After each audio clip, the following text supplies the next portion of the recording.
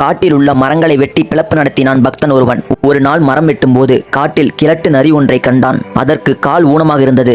இது எப்படி மிருகங்களை வேட்டையாடும் என எண்ணி ஆச்சரியப்பட்டான்.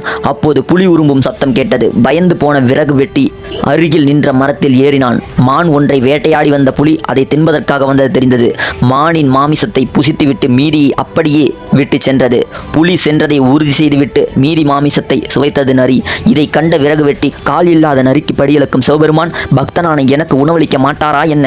நான் ஏன் கஷ்டப்பட்டு விறகு வெட்ட வேண்டும் என கோடாரியுடன் வீட்டுக்கு வந்தான். ஆனால் யாரும் அவனுக்கு உணவளிக்கவில்லை. ஒருவேளை என் பக்தியை சிவபெருமான் உணரவில்லையா என எண்ணி இரவு சிவன் கோயில் வாசலில் அமர்ந்து வேண்டினான்.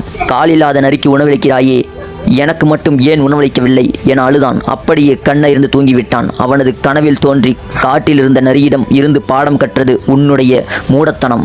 தனக்கு தேவையானதை உழைத்து அடைவதோடு தனக்கு மிஞ்சியதை பிறருக்கு கொடுக்க வேண்டும் என புலியை பார்த்து நீ கற்றிருக்க வேண்டும். கடவுள் மீது நம்பிக்கை வைப்பதோடு முதலில் உன்னை நீ நம்ப வேண்டும் என்று சொல்லி மறைந்தார் சிவபெருமான். கண் விழித்து விறகு வெட்டி இனிமேல் தன்னம்பிக்கையுடன் உழைத்து வாழ்வேன் என சப்தமிட்டு நெற்றியில் திருநீர் பூசிக்கொண்டு வீட்டை நோக்கி நடந்தான் விறகு வெட்டி.